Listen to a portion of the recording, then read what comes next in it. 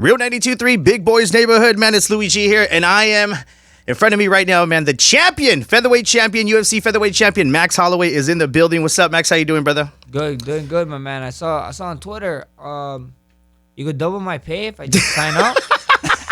Yeah, I said if you register your name, real923la.com/bankroll, I could double your pay, man. You just got to register. So we got your name, then we call it out, you listen, and then you call back and you win. You double up the pay. Okay, that's what I like to hear. That's what's up. So you win for that. Max, we got to talk about it, man. UFC 240, July 27th, man, in Canada.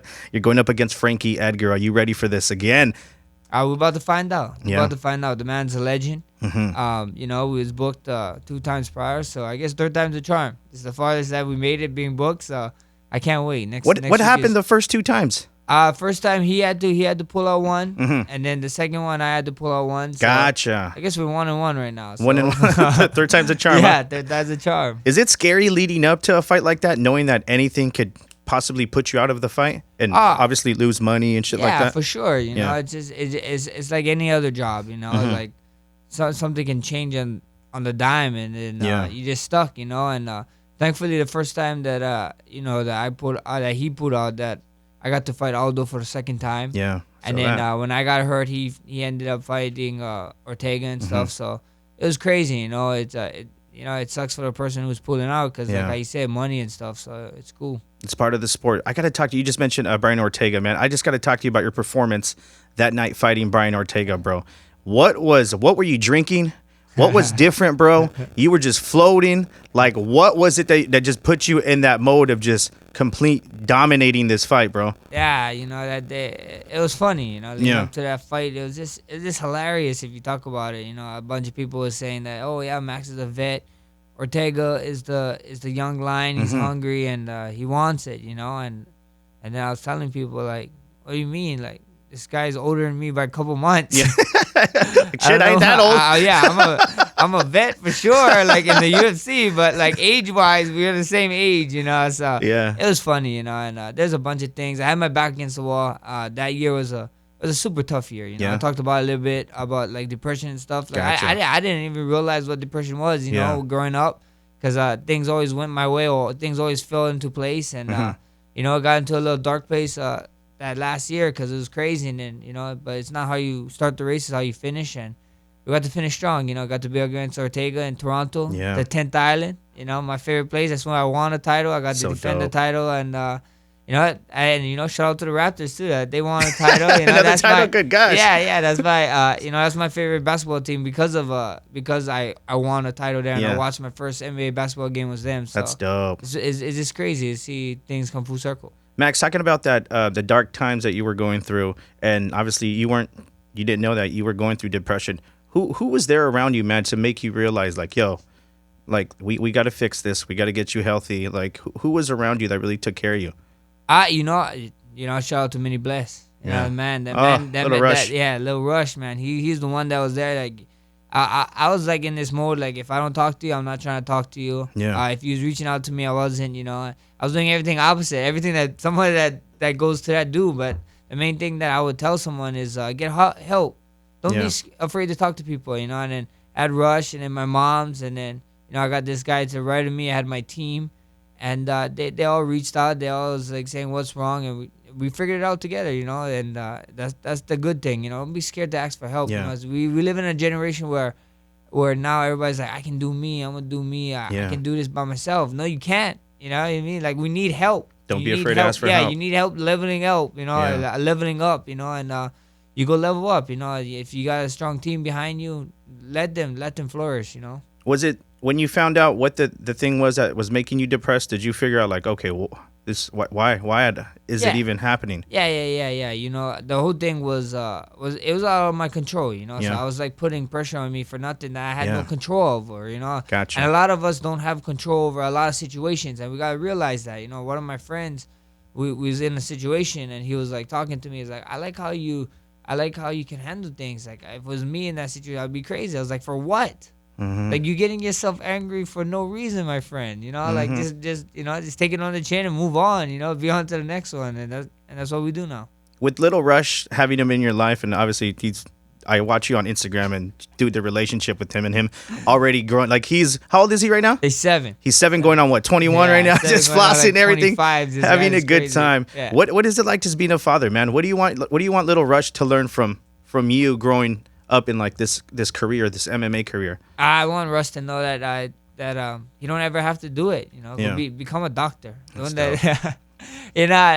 me do the fighting. Let me fight. I need someone to take care of me. You know, that's the thing. You know, I get crazy for my friends, my teammates that fight. You know, like my heart's at rushing. Like to see my offspring, my mini me to fight. Like I always tell them, like you don't have to fight. You know, go play football, go do something else. You know, but you know, it's crazy. You know, it's just the thing I try to show them is through hard work. No matter what you do, no matter what you want to do in this life, it's just about hard work. You know. Hard work and determination, and just speak things to fruition. Like my friends, when we was young, like they thought I was crazy when I was graduating high school, and I told them I'm gonna be a UFC champ. I'm gonna be a UFC fighter.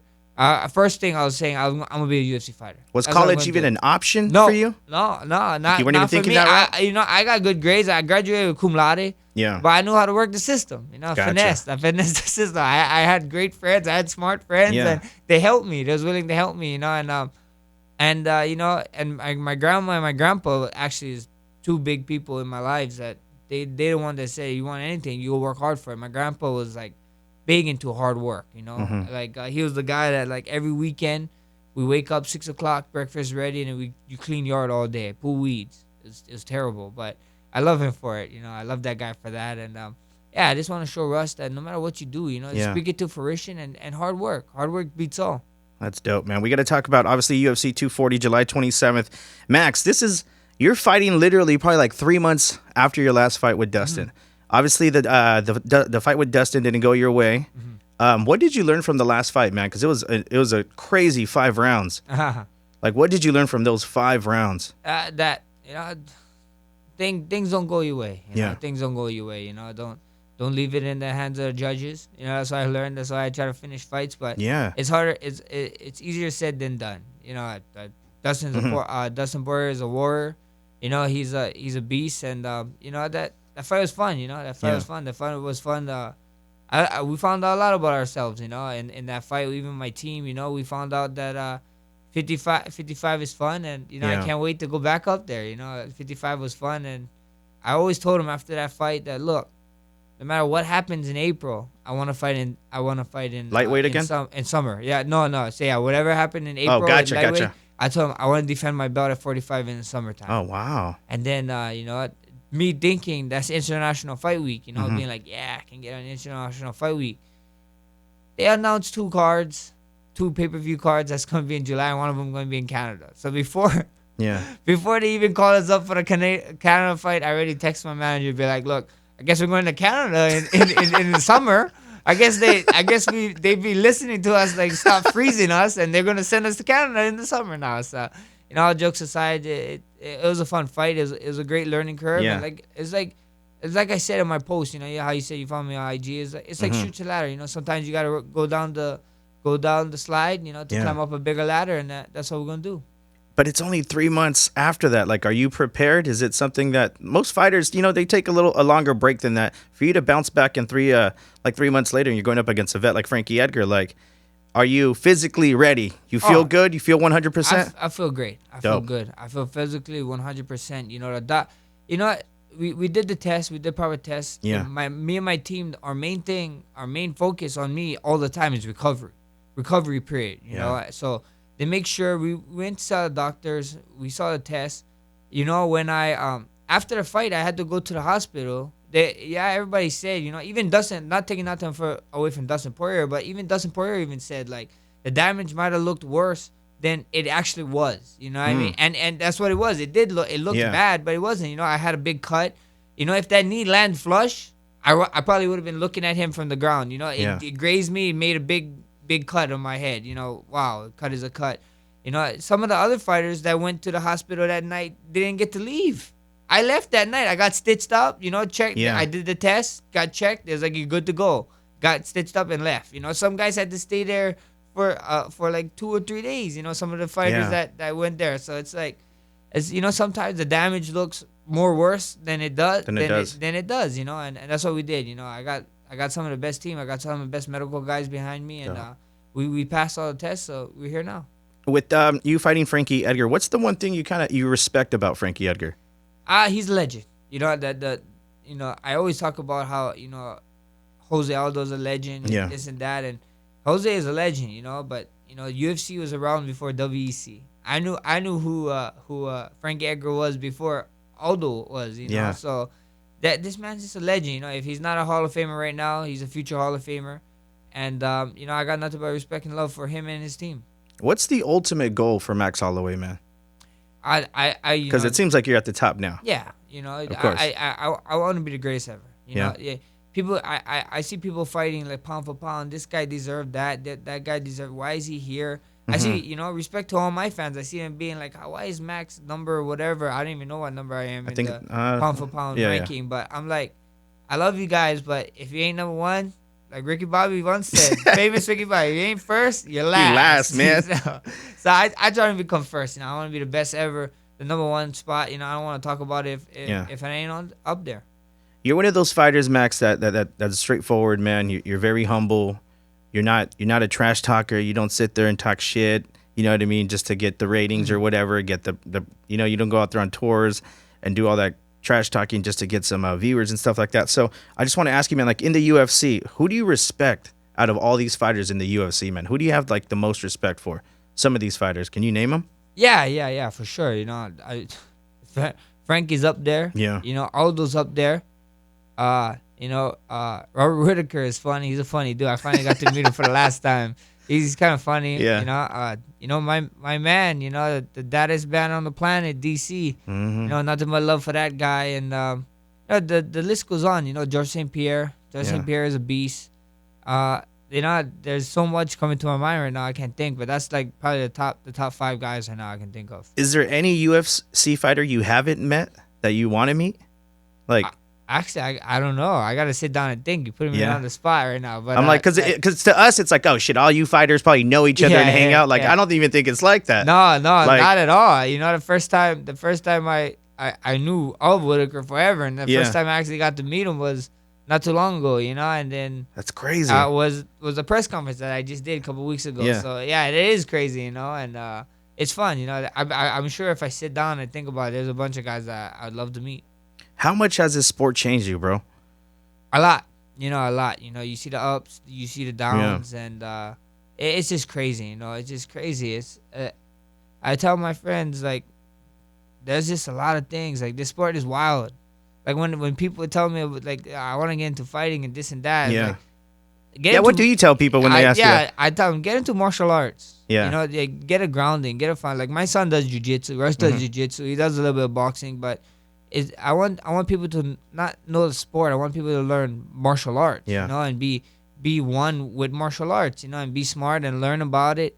The sport, man, is rough. It's tough, and I always tell people you don't have to fight, go leave the fighting up to something. If you can do something else greater, go do it. Fighting is wild.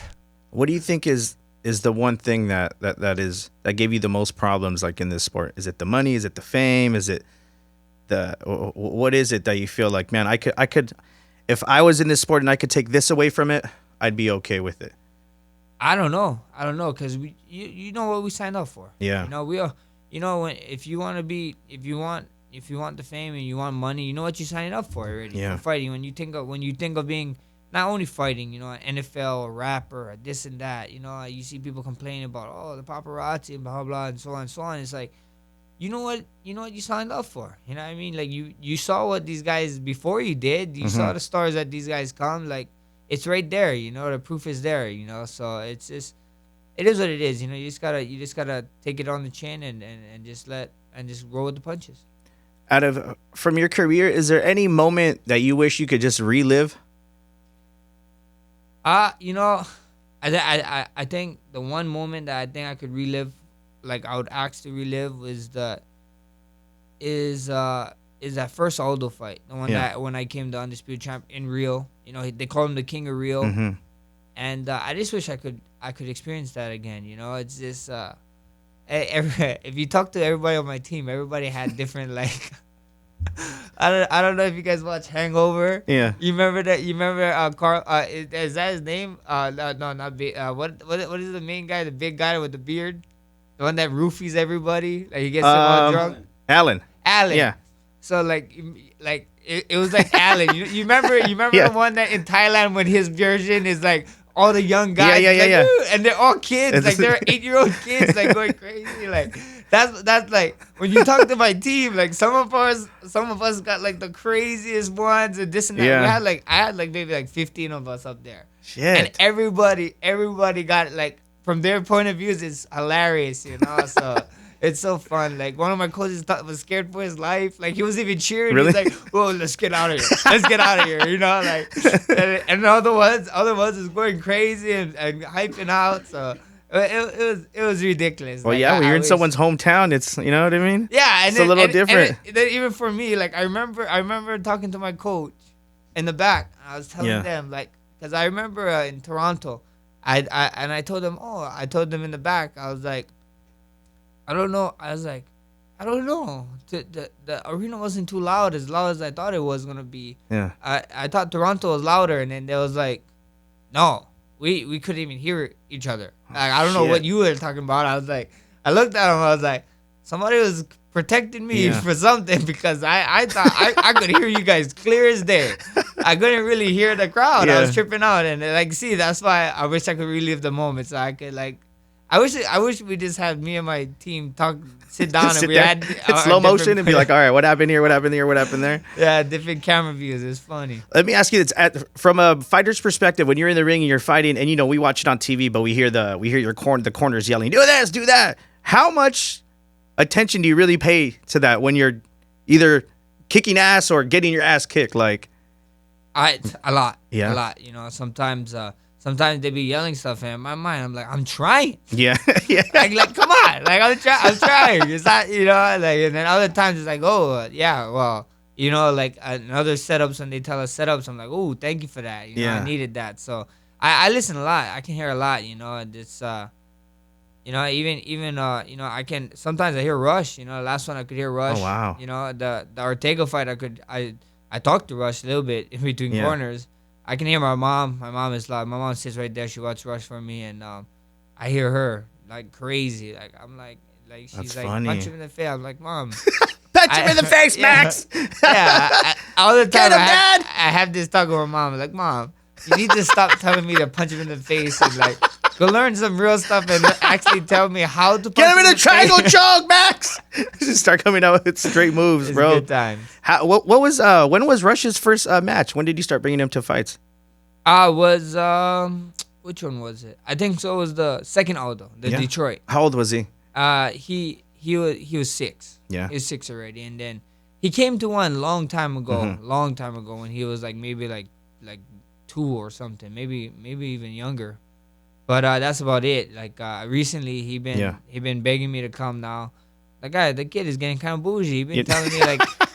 Yeah, he'd be like, "Am I gonna sit in the front?" Yeah. He'd be like, no, not even in the front. He'd be like, "Oh, Dad, what? Can this flight? Can I get first class?" I'm like, what? And he's like, "Why you fight first class?" I was like, "UFC pays for that. I don't pay for that." He's like, "Well, I want to sit in the front. Can I have it for my birthday present?" I'm like, this kid is unreal. What's his reaction when he sees you fighting? Oh, he loves it. Like after the fights, do you talk to him? Do you obviously? Oh yeah, he loves it. He loves it. He's just a kid enjoying the moment. I think every time I talk to him about one of my fights and this and that and whatever, even the last fight, on the Third Agony, I had him crying. And then I talked to him. I told him like, Rush, why are you crying? He was like, I was like, were you crying because Dad had blood coming off of him or his face and this side? He's like, no. I was like, why are you crying? He's like, because you lost. I'm like, look, guys, like this kid's like. People was giving me a hard time because of that video, and I was like, look, all this kid knows is fighting. When he was a young baby, like I used to bring him to the gym. He still comes to the gym. He's kind of a gym rat, and unless my mom takes him somewhere and do something fun, but he's usually with me at the gym, and I gotta understand, like, look, guys, he didn't care about anything that was going on during the fight. The one thing he cares is that I that lost. you lost. That's all he cares. I was like, so you didn't care that my face was like swollen and I was got a big old bleeding? cut. Yeah, he was like, no. He's like, I just crying because he lost, you know. So the kid is a competitor, I guess. So what's up, Max? How do you stay so humble, bro? You know, I got a great group of guys behind Yeah. me. I got a great group of guys behind me, and people forget, man. One of these days, these things just disappear. You know, Yeah. nobody's gonna know who you are. It's not gonna last You forever, know, man. yeah, it's not gonna last forever, and that's what you gotta. I ain't no different, you know. I tell all my friends, I ain't no different. If somebody came up to us, shot me and you in the same exact area, we're gonna bleed out the same exact thing. Mm-hmm. My blood is not blue. You know, I don't know all you Area 51 guys, what you guys trying to find out, but you know, at the end of the day, we all humans. We all the same person. You know, we all the same person, and that's just it. Yeah. You know, like you know, one of the greatest some great memes. You know, it's what is his name? Guy who played Venom. I'm brain farting. Tom Hardy. Tom Hardy. What Tom Hardy said, like he's like, you know, you can be the owner of a company or the janitor at the place. I'll shake your hand. Yeah. And that's the truth, you know. Like I'm not hiring you because of status or this and that. Yeah. Like that's ridiculous. We're all human beings, you know what I mean? And if you want to change the world, you gotta start looking at the world that way. We're all human beings. We're all the same. Max, what do you do for fun, man? Do you play video games? Are you a movie guy? What is it that just? I love movies. Yeah. I love movies. Me and Rush be going to every single movies that drop. I'm kind of sad that we're missing Lion King this week. Oh yeah, he's, pretty much. Yeah, he's not. Yeah, he's at home. I'm not gonna be. You know, I'm glad we got to watch Spider-Man when that first came out, Homecoming. And just I like playing video games. I like doing stuff. You know, like if you guys want to see what I'm doing, check out my YouTube. You know, we got a new video dropping, Surfing with Sis, pretty soon. That's cool. And we got a bunch of fun stuff. You know, I like going and streetwear, going to places looking for sneakers and clothes, and I love doing I love doing a bunch of wild stuff. Like some things, like it's just hanging out. You know, in Atlanta, I found out I love scootering around. You know what I mean? the little lime scooters. Yeah, we got bird scooters here. Like I'll scoot around. You know, scoot. So I like doing a lot of stuff. You know, I like It's so fun when you can just take away fighting from your life completely and be able to focus on something else when it's time and it. Yeah, how do you separate that? Time to go work. How do you separate that work from just reality? You know, 8 weeks at a time. I live my life at 8 weeks at a time when it's in camp. You know, and you know, even my mom didn't know. Like, if you ask my mom, you know, what is Max like around camp, she'd be like, yeah, I don't want to be around him. You know, they're like at 8 weeks at a time, they just kind of let me do my thing, and then after fight camp is done, it's like, you know, it's back to having fun, Max. You know, smiling, happy around, but yeah, it is what it is. Let's talk music, Max. We were just having a conversation before we went on air, but I want to talk, man, hip hop. You said you're a hip hop fan. What do you listen to right now, man? Which one of your favorite artists' favorite songs? Right now, I gotta go with the Chris Brown. I've been feeling heat. Heat been bumping. No Guidance. Him and Drake, my man. Drake is my man. You know, we listen to Drake. You know, Money to the Grave. I've been listening to a bunch of things. I like a bunch of stuff. Yeah, I like a bunch of stuff. We were just talking about. I mentioned obviously how like, are you an old school kind of rap guy or a new school, the new generation? But how do you feel about the new generation of rap right now, man? You know, sometimes you know the new generation, like sometimes it's like, yeah, it's good. Yeah. You know, you can stuff, and then when you actually hear some of the words they're saying, it's kind of questionable what's going on there. You know, it's like, what?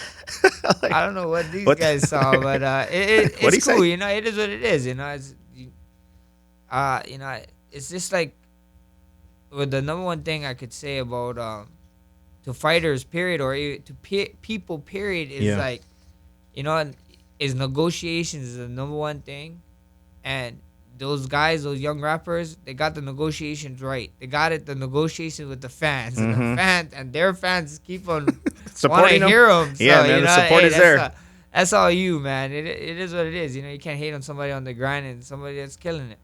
UFC 240, man, going down. Max Holloway, Frankie Edgar, Chris Cyborg, Felicia Spencer. It's going to be a hell of a fight, man. Make sure you guys get it on pay-per-view. Max, what do you have to say to all your fans out there, man?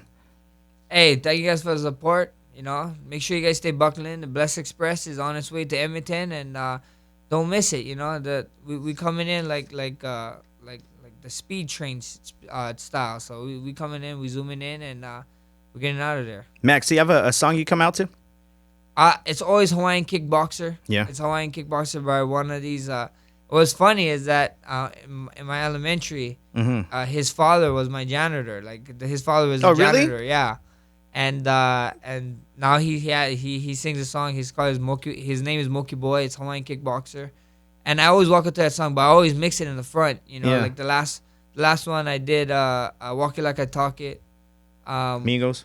Yeah, with Migos before, and then before that we had a couple other ones, and this one is a secret. It's gonna be crazy. Make sure you tune in for the walkout. It's a cool song. There it is. UFC 240, man, going down July 27th. Max Holloway, thank you so much, bro. Thank you. It's a blessing to have you here, dog. And dude, just following your career as a fan first, man. I want to say just thank you, bro, for those great fights you've always. I know you put 100%. I know you leave it all out there, bro.